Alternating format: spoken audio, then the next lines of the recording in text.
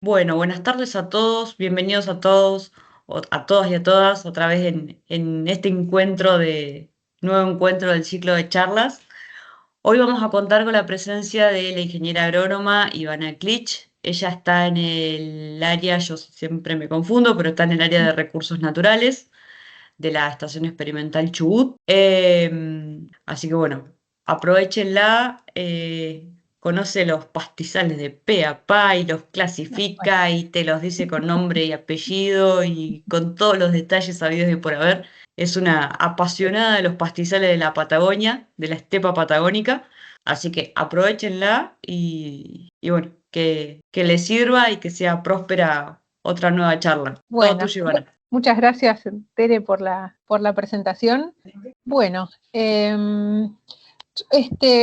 para esta presentación les armé una charla que se llama Conociendo el Pastizal Natural, pero de entrada les voy a mencionar que vamos a hablar especialmente de pastizales patagónicos y en el grupo Pastizales, al cual pertenezco, recursos naturales en realidad, antes se llamaban pastizales, nos dedicamos a evaluar y monitorear pastizales especialmente vinculados a la producción ovina.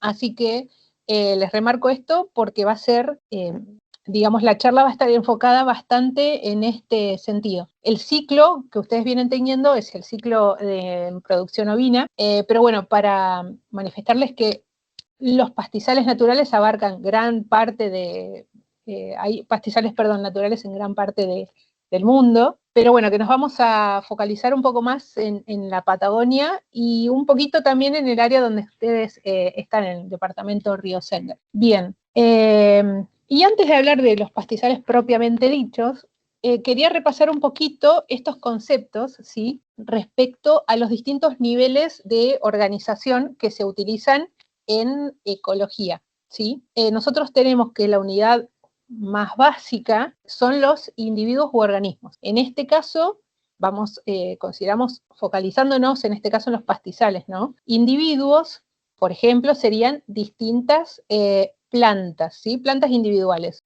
También, bueno, nos referimos a eso, individuo, a una planta en particular, o si no, depende de nuestro campo de estudio, a un animal en particular, bien. Ya cuando hablamos de población, es otro nivel de organización en donde la población incluye más de un alto número de individuos, ¿sí?, que pueden ser de una misma especie. Ya estamos hablando o de la vegetación o de los animales. Y en cuanto a la comunidad, el nivel de organización de la comunidad implica la interacción de distintas poblaciones, ¿sí? Distintas poblaciones. Vamos a ver a lo largo de la charla que podemos tener poblaciones de determinados pastos, de determinados arbustos, determinados animales, determinados insectos, ¿sí? Ese es otro nivel de organización. Ahora en la próxima diapositiva lo vamos a definir un poco mejor. Y si hablamos de un nivel de organización más amplio, si se quiere, tenemos el nivel de ecosistema. El ecosistema involucra distintas comunidades y en niveles incluso de mayor complejidad y mayor, digamos, expansión en la superficie, ya a nivel de bioma y de biosfera al planeta Tierra.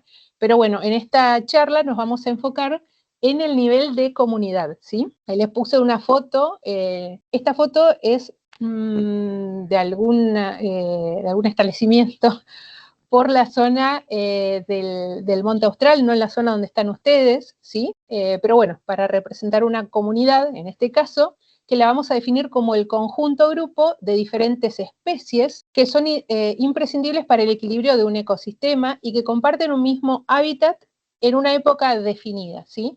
Acá, como para puntualizar respecto a la definición de la comunidad, lo importante del espacio físico que se esté ocupando o que estas distintas poblaciones vegetales y animales estén interactuando, y en una época definida, porque los seres vivos y sus interacciones están vinculados con procesos dinámicos. Entonces en un mismo espacio o territorio puede ser que a lo largo del tiempo haya distintas comunidades, ¿sí? Pero bueno, esto implica lo geográfico, lo espacial y lo temporal. Acá en esta imagen, no sé si pueden ver que en la parte como inferior hay una comunidad vegetal, más al centro de la fotografía hay otra, y más atrás, que hay como como un basalto, otra comunidad, ¿sí?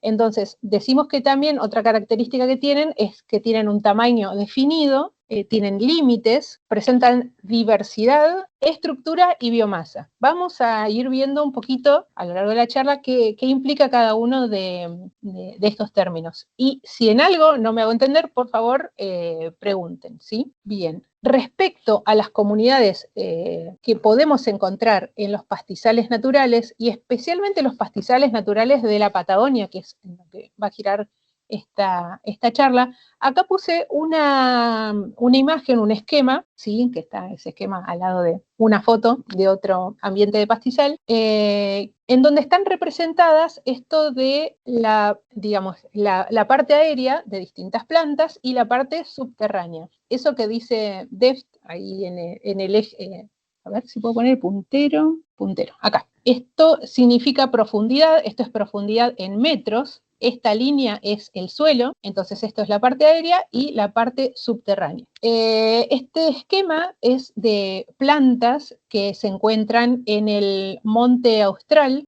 que es un área agroecológica que se encuentra en la provincia de Chubut, en el noreste de la provincia, ¿sí?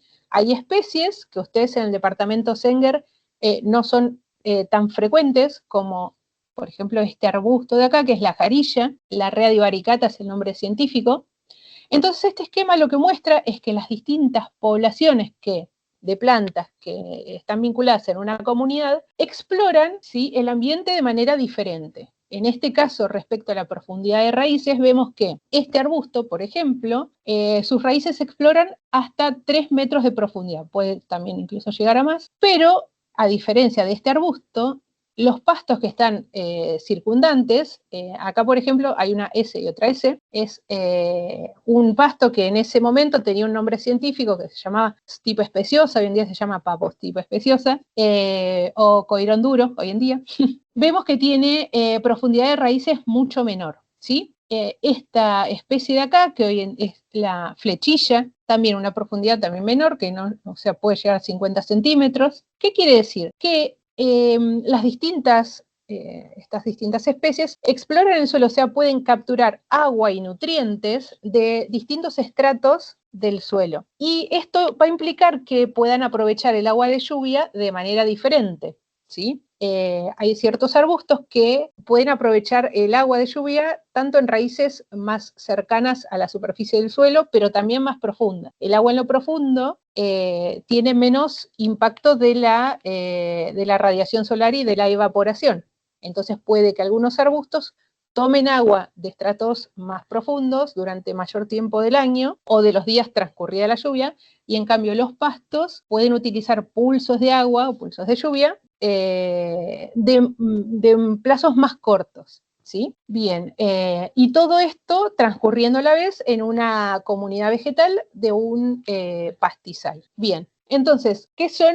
O una de las definiciones, porque la verdad que hay varias definiciones, pero una de las definiciones de qué es un pastizal natural es esta, es que son comunidades formadas por distintos tipos de plantas nativas o naturalizadas que compiten entre sí por el espacio, luz, agua y nutrientes, ¿sí? Esto de que dice plantas nativas o naturalizadas quiere decir que en el pastizal tenemos plantas, por decir, autóctonas, ¿no? Y hay otras plantas que han ido colonizando zonas que no son su área de origen, por eso dice esto de naturalizadas, esta palabra de acá, que pueden competir entonces por espacio, por luz, agua y nutrientes.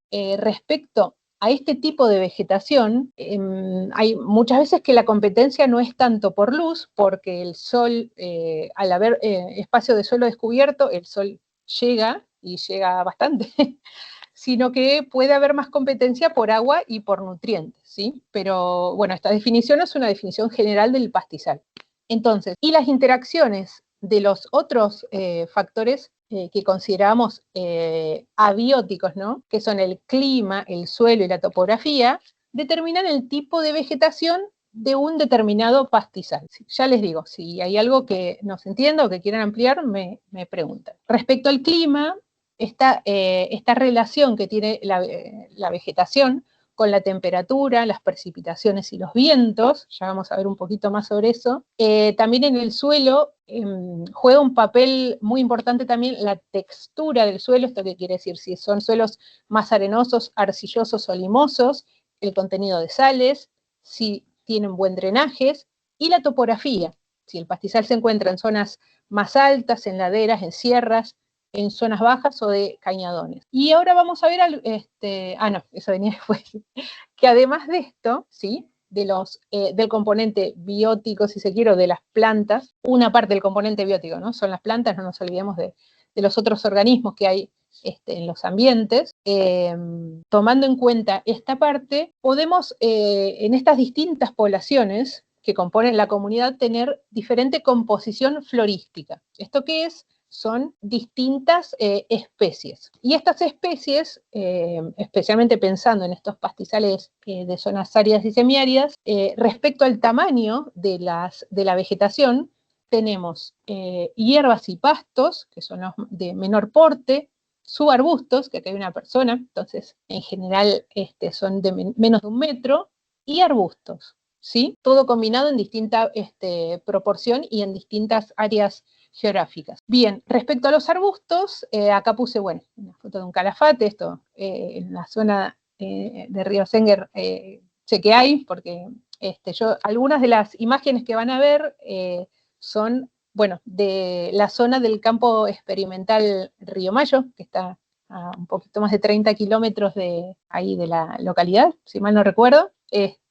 Así que bueno, estimo que algunas de estas plantas ustedes probablemente las conozcan. Bien, en cuanto a los arbustos, tienen, bueno, tallos y ramas leñosas, o sea, llegan a formar leño, que salen desde la base del tallo y pueden alcanzar hasta 3 metros de altura. ¿Sí? Bueno, estos ejemplos, entonces el calafate y el shaoxin. Respecto a los subarbustos, son de ramas, las ramas son leñosas, pero solamente en la base de la planta, digamos, en la parte inferior, en lo que está más cerca de las raíces. Ya las otras hojitas no son leñosas, ¿sí? Y que la altura, en general, no supera 1 metro. Acá tenemos este ejemplo, que es una leña piedra, el nombre es Azorella, y colapiche, que el nombre científico es Nasaubia glomerulosa. Son distintas especies de subarbusto. Respecto a hierbas y pastos, tenemos como ejemplos de pastos, que, bueno, esto de que no son plantas leñosas, tienen tallos muy finos y tiernos, son de los más preferidos, digamos, por el ganado ovino y por las vacas también. Es el coirón poa, que es una de las especies clave, le llamamos nosotros en los pastizales, especialmente del sudoeste del Chubut, porque tiene, dependiendo de los establecimientos, esto hay que decirlo también, porque, bueno, esto está vinculado también a la historia de uso de los campos, pero históricamente ha tenido alta presencia en los pastizales y un valor forrajero alto, que eso después lo vamos a ver. Entonces tenemos el coirón poa, este otro coirón que se llama coirón llama, que si bien se ve que es un coirón grande, un pasto grande, tiene compuestos, ¿sí?, que hacen que no sea tan preferido en ser consumido por las ovejas, por los ovinos. ¿Sí? El coirón llama tiene muy bajo valor forrajero, nulo para los ovinos en realidad. Bueno, y otras hierbas, que esto está sacada como un poco de zoom, la planta es más bien chiquita, el alfilerillo y pata perdiz, como dentro del grupo de las hierbas. Bien, acá les quería traer otro concepto, que es algo que hace a los pastizales, dice que la abundancia de cada tipo de planta y su distribución en el espacio conforman la estructura que presenta el paisaje y se conoce como fisonomía de la vegetación, ¿sí? Entonces, distintos tipos de pastizales, según la clase de plantas que los componen y la proporción en que cada una contribuye a la comunidad, son lo que forman la fisonomía de la vegetación. Respecto a este concepto de fisonomía, de esto de la proporción, en qué cantidad están y cómo se van distribuyendo en el espacio, es que tenemos estos distintos tipos de fisonomía. La foto la veo un poco grisácea, un poco triste. No salió tan verde acá el color de la vegetación, pero bueno, esto es una fisonomía de la vegetación que se denomina matorral cerrado. Es un tipo de pastizal que está dominado por arbustos de más de 1 metro de altura, persona igual que se ve, por ahí en esta parte es un poco más bajito, y el follaje de las copas, ven acá cómo se van juntando las ramas, llega a tocarse entre sí. Otro tipo fisonómico es el matorral abierto, ¿sí? Y acá pueden ver que los arbustos están más separados y hay más cantidad de suelo descubierto, ¿sí? Entonces el anterior era matorral cerrado y este es matorral abierto. Este arbusto en particular es uno que les había mostrado antes en ese esquema del monte austral, que es la jarilla, ¿sí? Este pastizal, dice, está dominado por arbustos de más de 1 metro de altura y el follaje de las copas no se toca entre sí. Pareciera que acá es todo lo mismo, pero hay otros, por ejemplo, un arbusto que se llama uña de gato, probablemente sea ese.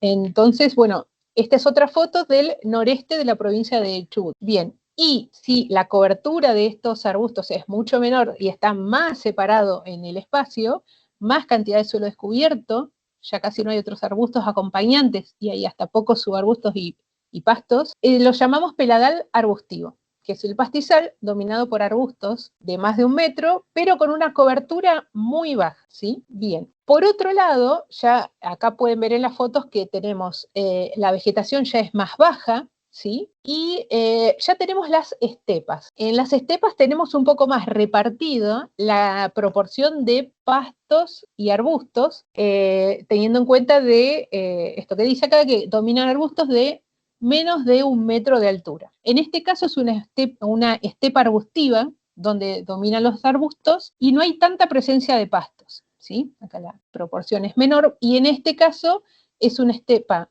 arbustiva herbácea, o también le podemos decir arbustiva graminosa, por gramíneas, o sea, pastos. Entonces, en este caso, está dominada por arbustos con el estrato herbáceo o de pastos y hierbas bien definidos. Por otro lado, entonces, tenemos las estepas, pero subarbustivas, ¿sí? Estos subarbustos que recuerdan que tenemos más acá, que eran plantas bastante más bajas, ¿sí? Entonces, teníamos este tipo de estepas subarbustivas herbáceas, donde dominan subarbustos con el estrato herbáceo o graminoso bien definido, y las estepas herbáceas, que también le podemos decir graminosas por esto de las gramíneas o pastos, donde dominan pastos y hierbas. Esta foto en particular es del área del oeste del departamento Río Senguer, cerca de la zona del Coite.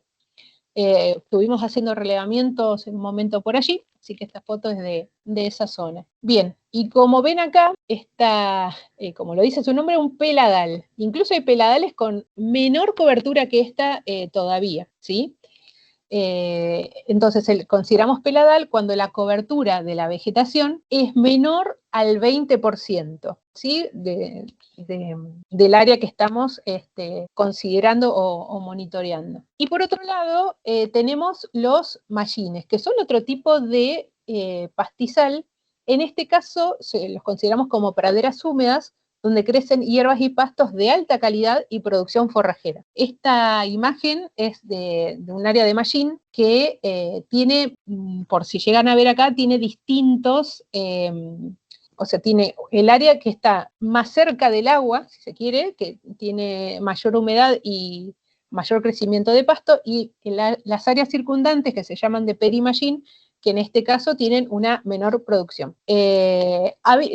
Teníamos quizás algunas fotos con mallines más productivos, pero bueno, este es un mallín que se puede encontrar en la zona que está el campo experimental Río Mayo, ¿sí? Esto como que en algunos casos son muy productivos y otros son un poco más intermedios. Bien, respecto entonces, dejando un poquito de lado los tipos, ¿sí? La fisonomía de la vegetación, los tipos de pastizales, les quería hablar un poquito de las plantas que están en estas zonas de pastizales áridos y semiáridos, ¿sí? Estas plantas son resistentes a las condiciones ambientales, como les pongo acá, porque han desarrollado mecanismos de adaptación para establecerse, crecer y reproducirse en estos ambientes, ¿sí? O sea que son plantas que están adaptadas y pueden seguir permaneciendo su especie en el lugar resistiendo estas condiciones de precipitaciones escasas, alto grado de insolación, esto quiere decir momentos de mucho sol, ¿sí? Lluvias escasas, elevada evapotranspiración. ¿Esto qué quiere decir? Hay momentos en el verano donde por la radiación solar el suelo evapora el agua que tiene y además las plantas transpiran mucho, salvo que tengan mecanismos que hagan que esa transpiración sea controlada o reducida mucho para que la planta no se deshidrate completamente. Y estas son estrategias que tienen plantas de zonas áridas. También crecen en suelos pobres y con elevada amplitud térmica. Esto quiere decir que tenemos diferencias de temperatura altas y bajas, tanto, por ejemplo, pensando en el verano como en el invierno, pero también dentro de un mismo día.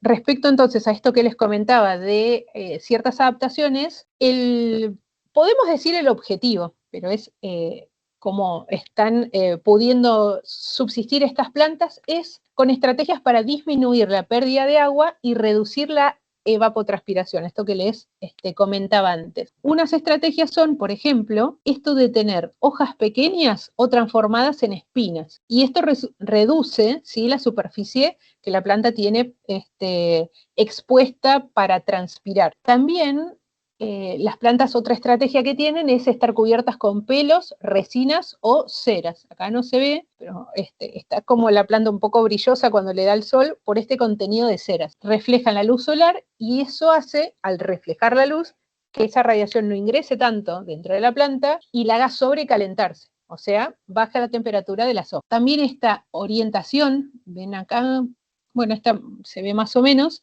pero la orientación de las ramas y de las hojas evitan que los rayos solares le peguen directos, sino como que los van así dispersando. Y en este caso dice tallos y ramas que hacen fotosíntesis, y esto es para reducir o prescindir, o sea, como tratar de depender menos de la cantidad de hojas y minimizar la evapotranspiración, o sea, todo tendiente a que la planta tenga estrategias para no perder el agua. ¿Sí? También estas adaptaciones le sirven a la planta además para protegerse contra los herbívoros. En esta parte de acá, esta planta, el nombre vulgar es malaspina, ¿sí? Y acá estas espinas justamente también le sirven de defensas contra herbívoros. Esta planta, acá la foto es más o menos, pero bueno, se llama algarrobillo. Este es una ramita y terminando la ramita acá tiene espinas. Si bien tiene las hojas accesibles, pero están entremezcladas estas espinas y les dan entonces protección contra herbívoros. En el caso del algarrobillo. Acá no puse esta planta, las que siguen no puse fotos, pero bueno, la planta que se llama Quilimbay, por si la conocen, tienen hojas punzantes y duras que son como que las defienden de que sean consumidas. Lo mismo que tener sustancias tóxicas o poco digeribles o desagradables, como tiene el botón de oro, que es una planta de flores amarillas que tiene como un látex, o estructuras urticantes, esto quiere decir que pican, como tiene la ortiga. Además, las plantas en estos ambientes áridos pueden tener estas estructuras en forma de cojín que son funcionales para protegerlas contra el viento. Este de acá pareciera que fuera un neneo, pero bueno, no veo con seguridad. Funcionan entonces también como trampas de humedad para mantener en el lugar materia orgánica, ¿sí?, y el calor en el invierno, y además para minimizar el efecto del viento y el roce de las partículas de arena. Entonces, esto que les fui mencionando, tanto de la vegetación como el suelo, surge de esta relación que hay entre estas dos partes, ¿no?, del sistema del sistema en el pastizal. Acá les quería mencionar esto de que los suelos son importantes para el crecimiento de la vegetación al proporcionarle soporte a las plantas, nutrientes y servirles de reservorio de agua, y también la cubierta vegetal protege los suelos de la degradación, puede mantener el ciclo del agua, los nutrientes en el lugar y reducir la erosión hídrica y eólica, ¿sí? Esto como un ciclo, como van interactuando estas partes entre sí. Y en los suelos y los pastos, en este caso ahí que está el ganado, ¿no? Hay algunas ovejas y vacas en esta partecita. Esto de que las hierbas que se encuentran en las zonas de pastoreo protegen al suelo contra la erosión y dan soporte a las actividades biológicas del suelo. Esto de que también lo vamos a ver un poquito más adelante, por más que las plantas no sean consideradas para ovinos o para vacas forrajeras, y que tenemos plantas que son no forrajeras, no quiere decir que no sean importantes su permanencia en el ambiente. Bien, como yo les decía que esta charla estaba un poco enfocada en a ver el pastizal natural, más pensando en el manejo, ¿sí? En el manejo del pastizal para la ganadería. Para un buen manejo debemos observar, o sería bueno observar, el estado y la dinámica de la vegetación. Y dice que corregir el manejo del pastoreo cuando veamos que la tendencia de la comunidad vegetal es desfavorable. ¿Qué implica todo esto? Acá les puse, no, viene después, algunas imágenes para graficar un poco esto. Bueno, y esto volviendo un poquito de lo que esta charla consideramos como importante para el manejo de los pastizales. Focalizarnos en los pastos, arbustos, subarbustos y hierbas, conocerlos, conocer cuáles de ellos consideramos para los ovinos forrajeros y cuáles no forrajeros, y esto nos va a dar una... sí. ¿Y cuánto tiempo, o sea, si tenés que dejar el mallín para que se recupere? Y esto es la respuesta que tenemos las personas de la agronomía, el depende. Depende cómo esté el mallín en ese momento, qué especies tenga y las posibilidades de que tengamos de cerrarlo y subdividirlo, ¿sí? Puede que sea necesaria una sola temporada, ¿sí? Una sola primavera-verano, o puede que no, puede que sea necesario un tiempo mayor. Así que, bueno, por ahora sería un depende, pero vamos a seguir ampliando un poquito. Ahí vuelvo a la presentación y después seguimos también charlando sobre eso. Bien, bueno, les decía entonces esto de que para poder hacer o tender a manejar el pastizal de una forma, digamos, más pensada en cuanto a la ganadería ovina, bueno, también los ovinos, los caprinos, ¿no? La idea sería poder reconocer cuáles especies de pastos, de arbustos, subarbustos y hierbas consideramos forrajeros y no forrajeros, ¿sí? Respecto a los que son forrajeros, son los que nos van a dar la producción, o sea, la cantidad de pasto o arbustos, la cantidad de material forrajero disponible para los animales. Y esto va a depender también del momento del año, porque, por ejemplo, acá vemos en esta foto, bien, esta foto también es de la zona de Río Mayo. Esto les quería mencionar. Estas plantas, ven que se ven, en muchos casos se ven amarillas, grises, por más que una planta sea forrajera, como por ejemplo esta que pareciera acá, que, a ver, no tanto, bueno, si suponemos que esta planta de acá es un coirón poa, que es una planta con alta calidad nutricional para el ovino y es de las más forrajeras, por más que sea un pasto forrajero, a veces no en todo el año tiene cantidad y calidad de forraje adecuado para la producción ovina. Más pensando en los requerimientos, que esto ya lo deben haber visto en otras charlas, en los requerimientos que tiene durante el año el ovino. ¿Sí? Hay veces que durante la gestación hay un periodo que no tiene tantos requerimientos nutricionales, pero más cerca del fin de la gestación y la lactancia, los requerimientos son más altos y eso tendría que estar más vinculado a que el animal pueda consumir pastos y arbustos de mayor calidad más verdes, ¿sí? Por eso esto que puntualizaba acá respecto a la productividad, o sea, la cantidad y si está o no disponible en el año. Entonces, ¿qué vamos mirando nosotros en el pastizal, tanto en las plantas forrajeras como no forrajeras y en las otras especies de la comunidad? Esto de cuán presentes están y cuánto van cubriendo el suelo, la calidad y cantidad de forraje que van produciendo, y esto dependiendo de la época del año. Pero les quería poner algunos alertas de malos síntomas, por llamarlo de alguna forma, que es, por ejemplo, esto de la pérdida de vigor de las plantas forrajeras preferidas y la posterior mortandad. Por ejemplo, acá estas fotos, ¿sí? Esto, yo no recuerdo, o es, parecieron uno de los coirones de calidad intermedia, que es el coirón duro, o Papostipa especiosa se llama, muy consumido. Ven que tiene algunas hojas verdes y después quedan las vainas más secas, y la planta, si esto es reiterado, el pastoreo con altas cargas, por ejemplo, es una de las causas, no puede haber otras, esta planta va agotando sus reservas y se va muriendo, muchas veces de afuera hacia adentro, y si no hay puntos de crecimiento verdes para la planta, podemos llegar a este caso así, que estas plantas, que originalmente eran más verdes, más grandes, van consumiendo sus reservas y pueden hasta quedar solo las bases de la planta muerta sin, sin tener después más forraje, y ya está alterando la condición que tienen estas plantas de fijar incluso el suelo y el intercambio de agua también con el ambiente. Entonces estos son alertas o malos síntomas que nosotros miramos en el pastizal natural. Esto de las forrajeras poco preferidas, como este coirón duro, muy comidas, esto de que no se ven plantas jóvenes o nuevas, y esta disminución del tamaño y número de especies con valor forrajero, y se ve en el aumento de especies sin valor forrajero. Esto último, ¿sí? Esto del aumento de especies sin valor forrajero, esto es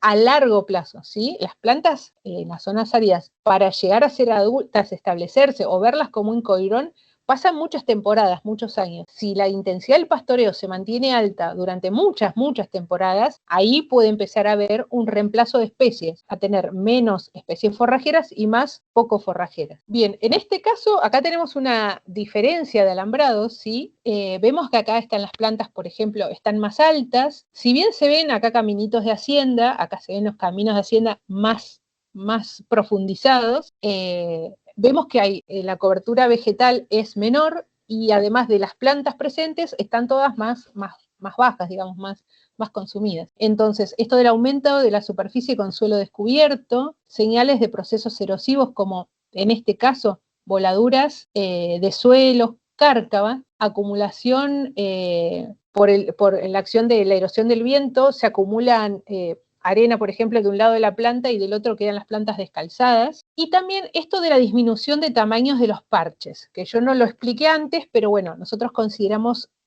parches a estas como islas vegetadas, ¿sí? E interparches al espacio de suelo descubierto que está entre los parches, ¿sí? Entonces, ¿qué pasa? Sí, podemos tenerla, digamos, por sobrepastoreo o por distintas actividades que pueden hacer deteriorar el pastizal, esto de que el grupo de plantas que se mantenían unidas empiecen a estar más fracturadas, más desparramadas. Y esto hace que haya mayor suelo descubierto, con la consecuente pérdida de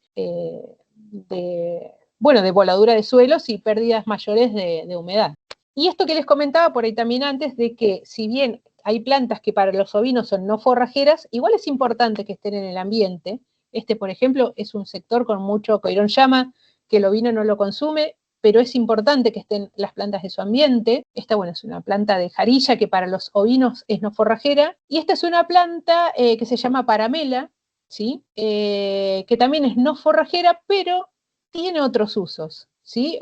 Por ejemplo, esta planta tiene usos medicinales. Entonces es importante que también estén estas plantas, ya que protegen el suelo, dan reparo a los animales, sombra, y si están cerca de las aguadas también es importante, protección para otras plantas, y esto de retener el agua y los nutrientes. Bueno, otros usos que, si bien yo mencioné de la paramela que tiene un uso medicinal, pero también, por ejemplo, bueno, seguramente hay personas en la audiencia que conocen mucho más al respecto, pero usos tintorios como, no sé, la raíz del carafate, o el uso como aromáticas, se puede mencionar el tomillo de campo, por ejemplo, pero bueno, seguramente conocen mucho más que yo en la zona donde están. Bien, y entonces vemos que desde el punto de vista forrajero es especialmente para la producción ovina, esto lo recalco porque podemos ver los pastizales también desde otros puntos de vista, pero bueno, tenemos entonces especies con distintos grados de preferencia, ¿sí? Pastos forrajeros y no forrajeros, por ejemplo, que esto que les comentaba, que no están, que no crecen durante todo el año de la misma manera y que no en todo el año son forrajeras, algunas tienen crecimiento más cortito, algunas hierbas, por ejemplo el alfilerillo que les mencionaba en otra foto. Las plantas no siempre tienen buena calidad o mala calidad todo el año, sino que esto es variable dentro del año. La producción de forraje en cantidad también puede variar, después vamos a ver algo al respecto. Hay plantas que tienen, esto yo les pongo acá compuestos secundarios, son algunos compuestos químicos que tienen las plantas, por ejemplo el coirón llama es uno, que para los ovinos la hacen menos preferida, ¿sí? A esto me refería con los compuestos químicos. Perdón, con los compuestos secundarios. Y también hay plantas dentro de la comunidad del pastizal que tienen distintos ciclos de crecimiento. Algunas están verdes todo el año y otras no. Están solo verdes en alguna parte del año, algunas pierden las hojas y otras no. Bien, y esto vincularlo al pastizal también, como les mencionaba antes, con el consumo de los ovinos. Como esto es importante también para sustentar sería la producción ganadera, en este caso ovina. Y entonces el consumo de los animales lo podemos asociar a dos aspectos centrales de la oferta forrajera, o sea, del forraje, a su calidad y a la cantidad. Respecto a la calidad, nosotros lo que vamos mirando en el pastizal es tanto, vamos mirando y vamos estudiando y vamos investigando sobre eso, es en cuanto a la calidad, su valor nutritivo y si esta calidad varía en función de las épocas del año. Por esto que les comentaba de los requerimientos de los animales durante el año. Y respecto a la cantidad de pasto, nosotros vamos a ver un poquito, se las voy a nombrar porque sería si no muy largo, que tenemos distintas metodologías para tratar de conocer la cantidad de pasto que tenemos disponibles en nuestro establecimiento o en un área en particular, disponible para los ovinos y para poder más o menos estimar cuántos ovinos o cabras o vacas pueden vivir durante un año consumiendo el pastizal natural en un determinado lugar. Bien, respecto a la calidad, no les voy a ahondar mucho en números, pero les quería comentar que sepan que hay distintas tablas que estas las estamos tratando de actualizar, de valor nutricional o valor nutritivo de distintas plantas a lo largo del año. Por ejemplo, esta que yo les mencionaba, que acá dice Papostipa especiosa, es el coirón duro, vemos acá esto de digestibilidad, cuanto mayor es el valor, ¿sí? La planta es más digestible, y este es el valor de proteína. Esto es importante, la proteína, para una correcta nutrición del animal y es bastante clave, especialmente para las ovejas madres en la lactancia, ¿sí? Ay, perdón, quiero ver. Bueno, estamos bien todavía. Esta especie, por ejemplo, tiene mayor digestibilidad en la primavera, ¿sí? Vemos que esta otra especie, y esta especie es una de preferencia forrajera intermedia. Esta poa lanuginosa es algo más, tiene un grado de preferencia algo mayor, y vemos que la digestibilidad, comparando a este otro pasto, es mayor, ¿sí? Y lo mismo que su contenido de proteína. Pero en el verano, eso en la primavera, pero en el verano los valores caen, ¿sí? De estas dos especies. Y acá, esta que dice acá, Azorella prolífera, o prolifera sería, bueno, tiene tilde, es el neneo, que allá lo tienen en la zona, y vemos que el neneo tiene mayor digestibilidad en el verano, ¿sí? Pero su contenido de proteína es mayor en la primavera. Y este arbusto, que se llama barba de chivo, es un arbusto del monte. En este caso, de este arbusto en particular, vemos que tiene su mayor digestibilidad en el verano, ¿sí? Mayor digestibilidad y proteínas en el verano, a diferencia de las otras especies que les estuve contando. Y acá, esto también un comentario breve de uno de los experimentos que estuvimos haciendo en el campo experimental Río Mayo, más que nada para comentarles que esto que ven acá es un molinillo, ¿sí? Nosotros en ciertas épocas del año recolectamos bosta de las ovejas, los ovinos en realidad, y bueno, procesamos esas muestras acá en Trelew, las mandamos a analizar al INTA Bariloche y a través de estas muestras de bosta se puede conocer el tipo de plantas que estaban consumiendo esos ovinos en ese momento. Es un trabajo muy artesanal, hay personas que se dedican, hay muy poquitas personas en el país que lo hacen, hay una técnica que está en el INTA Bariloche, y bueno, en este experimento nosotros obtuvimos cosas que dicen en otras, en la bibliografía, que se puede estudiar, que los ovinos prefieren gramíneas, o sea, que prefieren a los pastos antes que los arbustos, ¿sí? Entonces, bueno, que la proporción en que estos eran consumidas es más alta. Por ejemplo, del 60% de las muestras que fuimos enviando, hubo más consumo de gramíneas que de arbustos. Pero esto, yo no lo puse acá para no hacerlo tan largo, esto va variando en el año. Hay veces que hay mayor consumo de arbustos en el verano, como por ejemplo lo que más se conoce del neneo, y de gramíneas más otoño-invierno. Depende del lugar, depende del establecimiento, esto puede cambiar las proporciones. Y dentro de las gramíneas, en este estudio en particular, esto que dice acá de Bromus es el nombre científico de la cebadilla de campo. ¿Sí? En ese caso, esta cebadilla se había encontrado muy poco, pero porque es una especie muy, muy buscada por los ovinos, muy, muy preferida, entonces donde la encuentran la consumen. Y en general, si las cargas son muy altas, esta especie no está tan presente porque la consumen tanto que tiende a veces a desaparecer. Eso que les queríamos comentar. Entonces, esto les comentaba sobre la calidad de la dieta. Perdón, la calidad respecto al forraje. Sí, no sé si alguien quería preguntar algo. Sí. Ahí quiero meter un bocado de un mensajito que me llegó por privado. Sí. Gonza Calvo, de Sí. Establecimiento El Triángulo, de Aldea Baleiro. Sí. Cuando nombraste la paramela, me mandó un Sí. mensajito que la comen muy bien los animales y los engordan. Y él se queda sin té. Bueno saberlo. Esto es lo bueno de estas charlas y de que podamos actualizar las bases de información. Esta metodología en donde se estableció cuáles eran más forrajeras, menos forrajeras, es la metodología que desarrolló el INTA a fines de los 80, 1980. Ha tenido sus actualizaciones, pero como esto es tan dinámico, agradezco mucho este tipo de información. Así que lo voy a, en serio lo voy a anotar para seguir sumando y actualizando nuestra base. Buenísimo. Bueno, muchas gracias por la información. Todo nos sigue sumando. Bueno, entonces esto les contaba respecto a la calidad. Vieron esto que les mencionaba antes respecto a la calidad y cantidad en cuanto a lo forrajero en el pastizal. Y respecto a la cantidad, ¿cómo hacemos para saber cuánto forraje hay en cuadros o en extensiones que son, por ejemplo, no sé, de una legua, o sea, 2.500 hectáreas, 10.000, 20.000? Tenemos distintas metodologías, ¿sí? Que ya les digo, por cuestiones de tiempo, sería muy largo si no, pero sepan que existe la metodología de evaluación de pastizales del INTA, que se denomina del valor pastoral, en donde a través de esta metodología, que son estudios a campo, con esta varilla.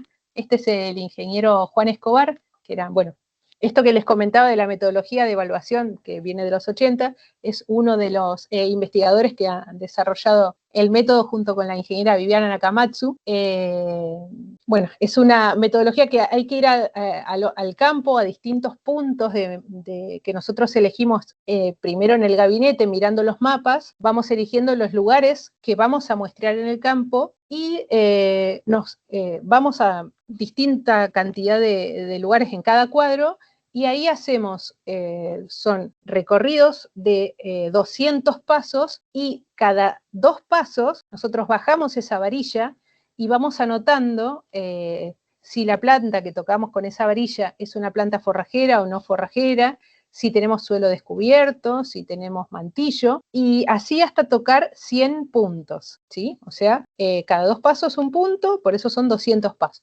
Tere me ha acompañado en varias ocasiones a hacer este tipo de relevamientos, y esa información después se procesa y nos puede dar la cantidad de forraje disponible por hectárea por año en cada cuadro. ¿sí? De esto se basa la evaluación de pastizales por esta metodología. También, en cuanto a la cantidad de forraje, ¿sí?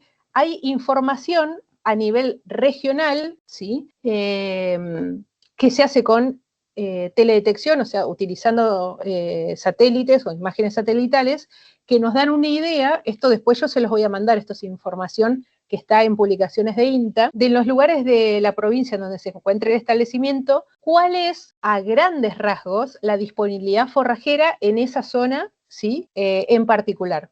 Acá, por ejemplo, les puse la imagen del campo experimental Río Mayo. Esta es una imagen como las que se ven en Google Earth, pero también esto es un recorte del mapa de disponibilidad forrajera de la provincia de Chubut. Vemos que acá tenemos un color marrón y este color rojo representa el área de Mallines. Lo que tiene acá es que para el área de Mallines hay que hacer otro tipo de análisis. Entonces, esta metodología en particular cartográfica no te va a decir cuál es la producción de ese mallín. Hay que hacer otros relevamientos o mirarlo a campo o con otro tipo de imagen satelital.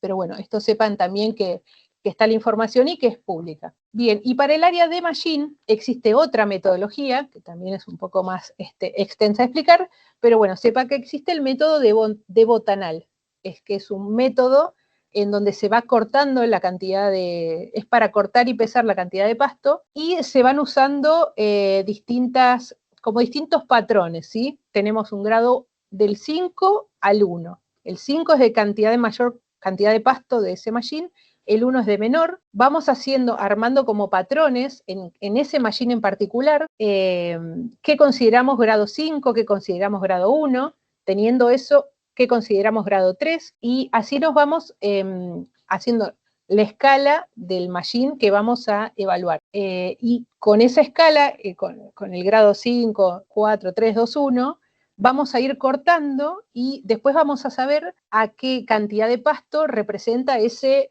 grado 1 o grado 5. Esto es un poco más extenso, pero bueno, la idea es, para que se lleven, es más o menos esa. También les voy a mandar el link con la publicación de métodos de evaluación de pastizales de Patagonia Sur, en donde a quien le interese puede ahondar un poco más en esta metodología. Y esto también pensando en la cantidad de esto de forraje, les quería comentar que está disponible en este link de acá arriba, cipas.inta.gov.ar, esta herramienta que es como una calculadora, ¿sí? Ustedes le ponen, yo acá lo copié, esto lo copié hoy, así que lo pueden consultar. Ponen, por ejemplo, para este año, en la provincia de Chubut, departamento Río Senguer, recurso, que ahí es lo que uno, yo les puedo mandar publicaciones al respecto para que uno pueda estar ubicado cuál es el recurso forrajero en donde está el establecimiento o la zona donde uno está. En este caso puse Distrito Occidental, que es lo que corresponde al campo experimental Río Mayo, y ahí el sistema nos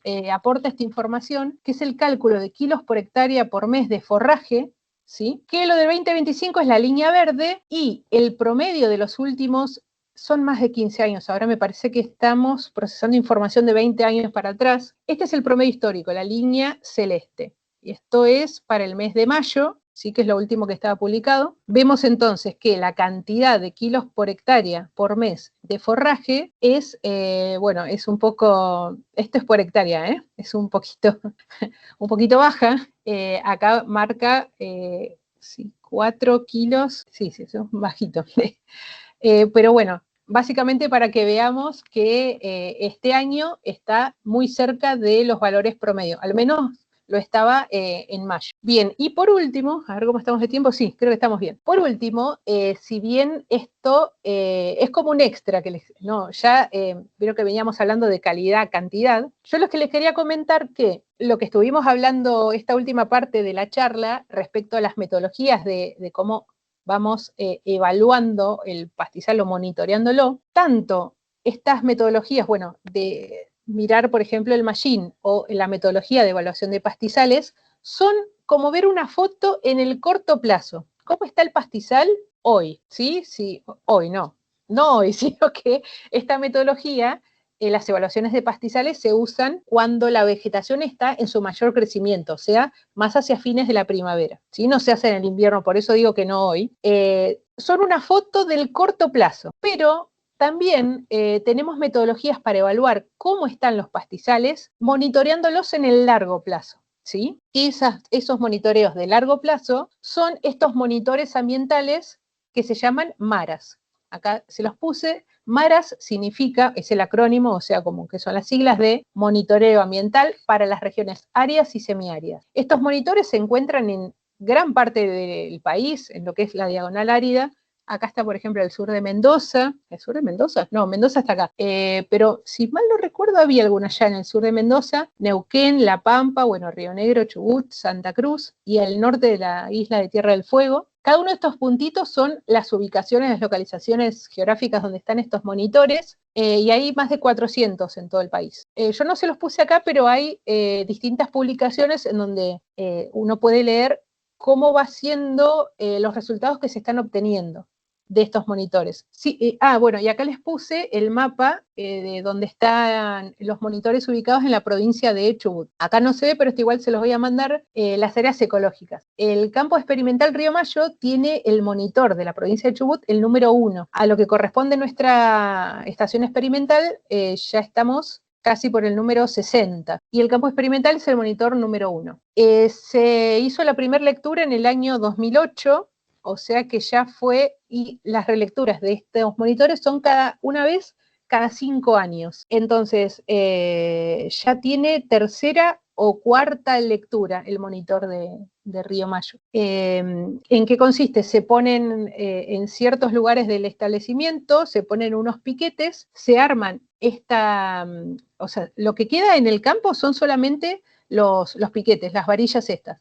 Después nosotros cuando vamos, ponemos estas sogas para delimitar el área, sacamos una foto que está determinada a qué distancia sacamos la foto, para ver cómo va variando a lo largo de, cada vez que vamos a medir, a lo largo de 5, 10, 15, 20 años. Entonces sacamos la foto, delimitamos este lugar, y donde terminan estas cintas, estas sogas, de acá hacia atrás, colocamos 3 cintas métricas de 50 metros. En las 2 cintas métricas que están más hacia la derecha, digamos, vamos a medir la vegetación, bajando también una varilla, y cada 20 centímetros medimos la vegetación en estas 2 cintas métricas de 50 metros cada una. Y en esta tercera cinta métrica vamos a medir distintas características del suelo y de la dimensión, digamos, de algo que yo les mencioné hace unas diapositivas atrás, de esto de los parches e interparches, cómo están distribuidas, o sea, cómo son de anchos, de altos estos parches vegetados, y si hay suelo descubierto, si hay signos de erosión hídrica, erosión eólica, y esa información se llena en una base de datos y se pueden ir sacando conclusiones de cómo va avanzando o no el deterioro o la mejora de la vegetación. Esto ya les digo, son monitores que son para sacar información regional. Si bien se miden en establecimientos particulares, pero la idea de la información es de uso regional, no es tanto, si bien nos da información del establecimiento, pero está más pensado en áreas geográficas. Por ejemplo, este punto de acá sería el del campo experimental Río Mayo, que pertenece a este color verde, que es el área de sierras y mesetas occidentales. Así que si bien nos va a dar información de Río Mayo, aporta al conocimiento del área de sierras y mesetas occidentales. Esta en particular es una imagen que hizo uno de nuestros compañeros con un dron de cómo se vería el monitor MARA desde el aire, digamos. Acá está una foto parecida a las que le mostré antes, esto se ve a nivel del suelo, esto de las sogas, y la foto, estas sogas quedan vistas desde arriba así, en forma de trapecio, y estos son los puntos donde yo les decía que se enganchan las cintas métricas de 50 metros. En estas 2 se mide la vegetación, y en esta el suelo. Desde dónde a dónde van los parches vegetados y los interparches sin vegetación, el alto, el ancho, de los arbustos, de los pastos, y acá podemos sacar también un montón de información. Y bueno, por último, ya para terminar esta charla, a partir de toda esa información que fuimos recolectando a nivel regional, se pudo hacer una publicación, que ya se está teniendo información para hacer una próxima, sobre la tendencia de la degradación de los pastizales en Chubut. No en todo Chubut, acá me voy a retractar, vieron en este área azul, no está monitoreada porque los monitores MARA son de áreas áridas y semiáridas, entonces los bosques no entran en estos monitores.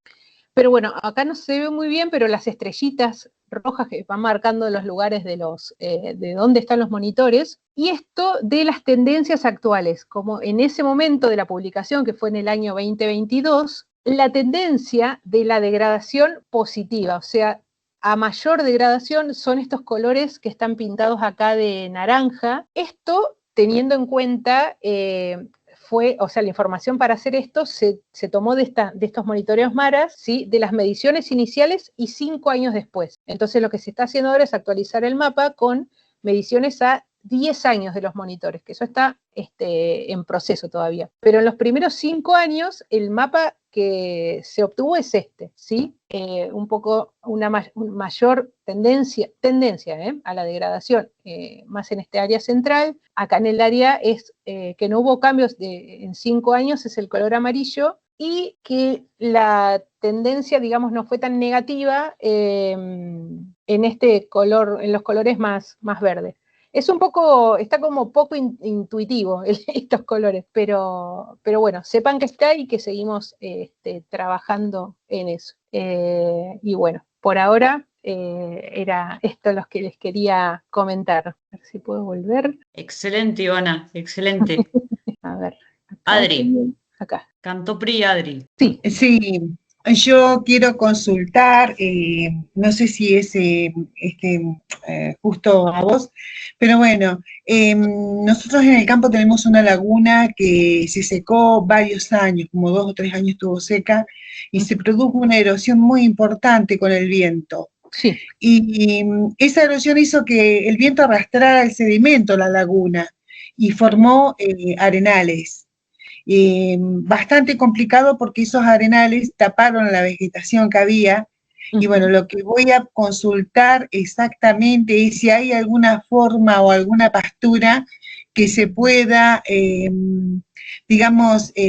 sembrar en ese lugar como para que se pueda recuperar el terreno.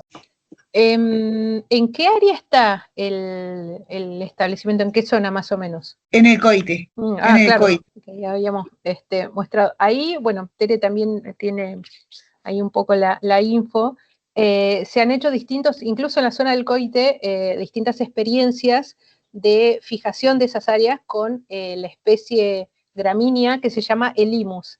Hay trabajos que se hicieron en INTA.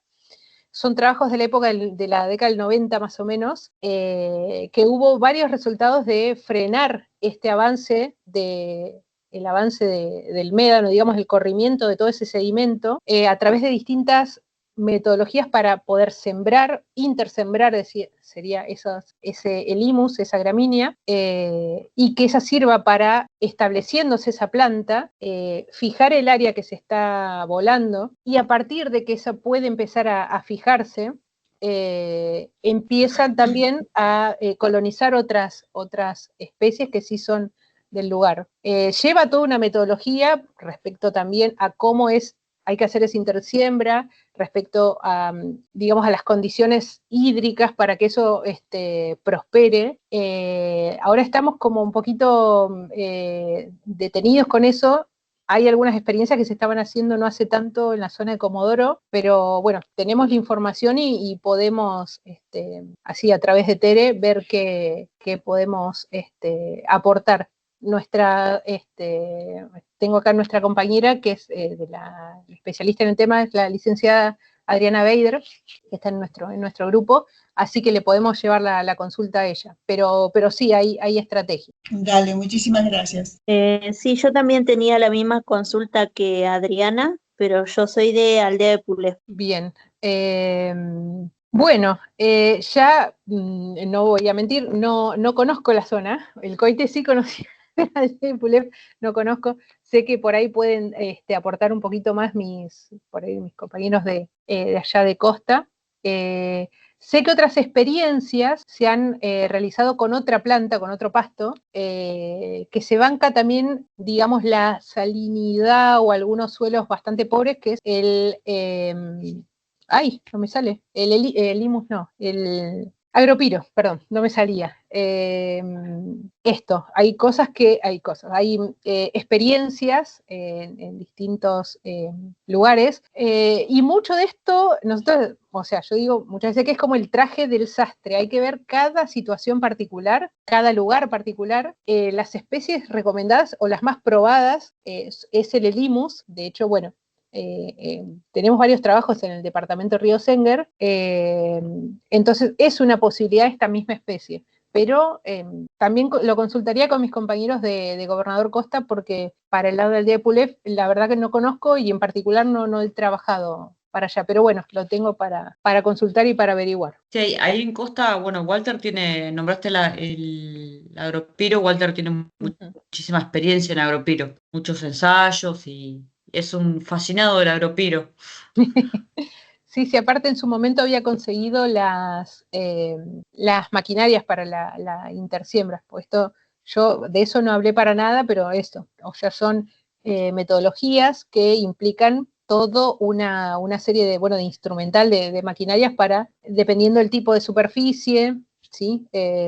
Y bueno, en su momento Walter allá en Costa tenía todas se habían podido conseguir o ver quiénes eran los que tenían las máquinas para hacer estas intersiembras. Sí, me parece que no está contando con mucha máquina hoy, pero sí, es más probable que se consiga para aquel lado que para acá.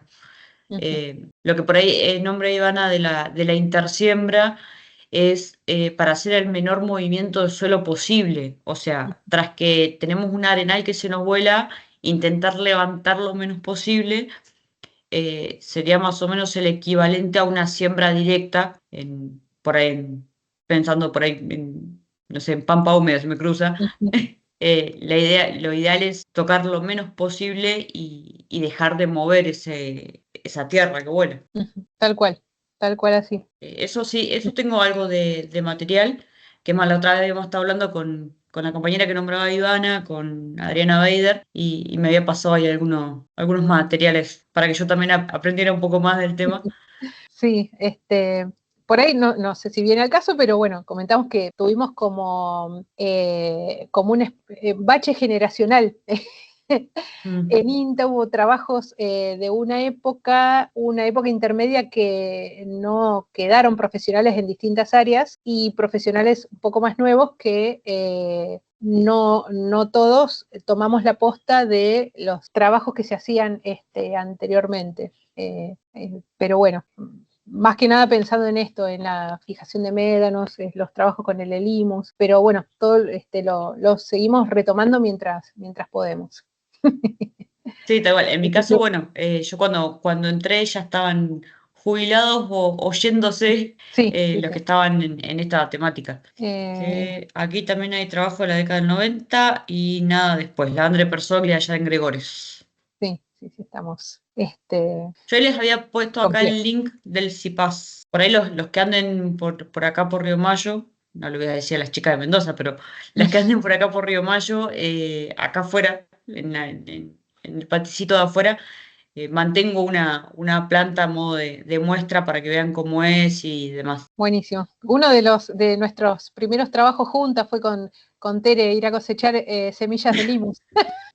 Ardua labor, con una hoz. Porque eso también es algo para tener en cuenta, cosa no menor lo que nombra Ivana, porque no sé ahora, pero no se estaban consiguiendo comercialmente la semilla. No sé si cambió eso o no, pero no se estaba consiguiendo, entonces hay que ir a forma manual A cosechar al campo. a cosechar las semillas al campo, después trillar y lo ideal sería por ahí hacer alguna pruebita de germinación también, que lo habíamos estado hablando con Adriana, cómo se hacía. No me metas sigla, André, porque... El poder germinativo. Dice que el poder El poder germinativo es germinativo. bajísimo. Sí. Sí, también depende de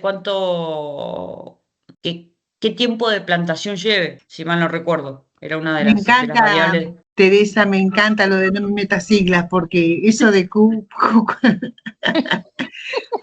ayer, te recuerdo, nos mareaste con las siglas. Ah, claro, lo critica pero no lo cumple. Es otro rubro, es otro rubro. Ah, Sí, lo del tema del Elimus, la verdad que es interesante. No sé si en otros lados han escuchado o han visto alguna plantación. Nosotros la idea es en algún momento, cuando se pueda, a través de INTA, es volver a tener semilleros. Hay algunos que ya son viejos, que ahí es lo que decía André, ya empiezan a perder poder germinativo. Y la idea es, bueno, es tener lugares para cosechar, para que no se pierda. sí, sí, sí. Y además eso como es una planta que en la competencia entre plantas va perdiendo, le van ganando las otras plantas del pastizal natural, el Elimus se va perdiendo, digamos, por la porque es preferido por los animales, o sea, por ser consumido por la hacienda, pero también porque las otras plantas van, digamos, avanzando hacia los lugares donde está el Elimus y va perdiendo la competencia entre especies. Así que no en todos los lugares donde había poblaciones de limus permanecen esas mismas cantidad de plantas, digamos. Así que sí, es... Ahí, Ivana, tocaste un tema que por ahí a mí me ha llegado muchas veces la consulta de si es consumido por los animales, si es palatable, que en algún momento me parece que lo hablábamos, tenía un grado medio. Exacto, al menos para nuestra metodología de evaluación de pastizales tiene un grado intermedio de preferencia. Ahí Andrea quería André, aportar algo. Sí. metele, André. Qué cosa menos, ahí está, no me salía el micrófono. Que te quería, qué bueno que hay, vos, no sé quién está trabajando en el Limus, vos, Tere, te hacés la que no sabés la sigla, pero estás sabiendo el Limus, y yo me quedé en el tiempo. Yo lo que leí del manual es que lo tengo que meter en heladera y después sembrarlo. Eso me Bueno, quedó. no sé yo qué pasó acá, te cuento la experiencia. Hay una viejísima, creo que de él. Mira, la hizo Espina, Héctor Espina, que ya fue director, ya se jubiló, ya todo. Él hizo la plantación acá, que yo las alcancé a conocer allá lejos, cerca de la cordillera. Y después, no sé por dónde, después una vez había una veterinaria tipo acá Tere, que me mandaba a cosechar el limus en los antiguos, me llevaba a cortar, bueno, en fin. Esta gente es así. Y ahí conocí el Elimu, viste que tiene rizoma, estiraba como loca, salían unas clinas así, bueno, no importa. Pasó el tiempo, esa veterinaria se fue y yo me quedé feliz que no me obligaban más a andar con el Elimu. Y no sé cómo, chicas, no sé. Yo vengo de trabajar, hace 16 años vivo acá, me sacudo los bolsillos y la botamanga de mis pantalones afuera de mi casa. Tengo el Limus, todo el borde de una pared de mi casa es el Limus. Bueno, ¡Qué acá, bárbaro! acá en la No agencia sé cómo fue a parar ahí. el bodoquito de limus que lo mantengo adelante, lo cuido porque como para que sea de demostración. Es más, todos los años lo corto, lo dejo así bajito. Y cuando era época de cosecha, en enero, mediados de enero, por ahí le pego la talada y después resucita de vuelta. Pero atrás en el patio se ve que en la época que hacían siembra, habían semillas, se ve que habrían semillas guachas, no sé qué, y salió mansalva. No, lo que me costó sacar eso. ¿Viste que cuesta? Yo no Porque lo puedo sacar de mi aparte casa. Está quedan ahí. en el medio del patio Mm. colgadísimo, que yo quiero usar el patio para otra cosa. Y ahí el limus. Así que Y la mantengo otro pedacito chiquitito, cortito de muestra, y el resto sí me costó, y es más, muchas veces he aprovechado cuando llueve o lo inundo bien, y ahí sí, ahí salen como más fácil. Lo tiroñás y sale más fácil. mira. Bueno, yo Pero tengo para ahí esto, y no sé qué hacer. Es más, tengo viejas espigas porque las corto y las, digamos que regalo en la feria de Prohuerta. Viste que la gente quiere para hacer arreglos. claro, es Espigas. que en la época que empieza a ponerse verde, linda en primavera y empieza a espigar, queda re linda decorativamente. O sea, se hace, no sé si por ahí las chicas que preguntaban, Marcela o Adri, las conocen, pero largan como, tienen unas hojas como planitas, largas, y una espiga como si fuera un símil trigo, como para medianamente que parezca Voy a algo más buscar, ya común. que prendo la cosa ahí. Voy a buscar porque todavía tengo. No, yo me tomé el trabajo de cortarla. Ah, No, mira, mucha gente le gusta Esta no sé de cuántos años tiene. decoración. Esta está Encima, llena de semillas. Sí, Pero, la revoleás y haces un desparramo de limu. de bueno, no sé, pero ahí tengo de varios años acumulado porque no se vendieron, ¿no? No, Ahora en polvo. Yo dije, no, muchas, André, le tenés que preguntar a Julio Mora, porque suelen tener algunos quilombetes en Perito, en la zona de Perito de Limus, que por ahí a él le sirve. mirá, y después otro lado donde cosechamos nosotros fue en la isla Pavón, ahí por la ruta 3, una isla que hay al lado de Piedrabuena. Ahí cosechamos también, porque esto es una isla de mentira, está hecha así como se fue acumulando arena del río Santa Cruz y pusieron eso para fijar. Pero bueno. Ah, mira. Sí, ahí también me mandó a cosechar. Más allá de todo lo que estamos hablando de que todos hicimos el derecho a piso, en mi caso me lo hizo así la Ivana, No, de el jefe, cosechar el Imus, fue culpa de Ivana y de otro compañero más, del jefe de Ivana. Eh, Esto para tener en cuenta, aparte de la dificultad de conseguir las semillas y demás, el lugar donde se va a sembrar se tiene que cerrar, se tiene que clausurar con alambrado, porque como es un forraje al fin y al cabo que lo terminan comiendo los animales, o sea, hay que darle lugar, tiempo a desarrollo, ¿no? Tiempo de desarrollo, o sea, que crezca, que germine de vuelta, que largue la semilla. Entonces tiene que ser hay que tomarse esa changa e invertir, pensar en que hay que cerrarlo, porque sembrar y dejarlo abierto y después que te entren animales es tiempo, plata, todo al divino botón. Así que eso, que por ahí muchas veces no se tiene en cuenta y bueno, por ahí si tienen pensado en esto, vayan guardando el aguinaldo para el alambrado de taller. Voy a venderla, voy a venderle espiga esa para comprar el alambrado.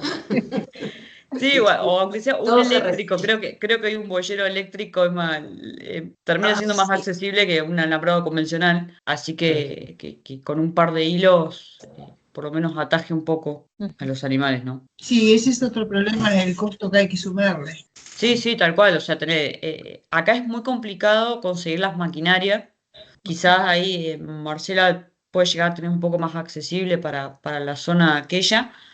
Pero acá lo que es el departamento Sengre estamos muy complicados tema maquinaria y si no, bueno, la otra vez hablábamos con Adriana, con una otra compañera, de ver algunos métodos un poco más caseros, quizás, a ver comprobarlos y ver qué factible es que salgan que germinen esas semillas, ¿no? Claro, Aplicando otro método y por ahí no el protocolo como es correctamente, sino bueno una movida al suelo con algún otro implemento y cubrirlo a la vieja escuela con un caño, con una cubierta, con algo atado a una camioneta, ¿no? Que no. Acá estamos jodidos con herramientas para tractor. bien, pero está bueno aunque sea eso, probar a una escala más bajita para empezar, pero sí tiene sus dificultades. Sí, tampoco es que se siembra todo el médano de una, o sea, se va sembrando desde que arrancó, digamos. Yo siempre me confundo, me intento imaginar el médano corriendo, pero sí, yo siempre me confundo como si es la cabeza o la cola, pero es de donde arranca, digamos, como para que el viento mismo desparrame para donde lo lleva. No sé si me expliqué, pero bueno. Sí. Perfecta idea. La verdad que si se me hubiera dado por sembrarlo, no se me hubiera ocurrido eso, pero muy buena idea. No nos hagas mentir en público, Tere. No, yo siempre me confundo. Cuando tengo que explicar para qué lado va a sembrar el médano, siempre se me hace un enredo. Tiene que ser de donde va donde el viento arrastra. Tal cual. Sí, sí. Si el viento va hacia el oeste, o sea, viene del oeste para el este. Claro, de oeste a este tendría que ser sembrado, o sea, del lado oeste. Tal Me cual, como simplificaste la vienen vida, los vientos, como vienen los vientos en la Patagonia. Claro, claro. Sí. Entonces te vas sumando una vez que sale y demás, cuando semilla, también te va Va ayudando arrastrando a la que semilla. esa misma semilla se vaya resembrando. Sí, sí.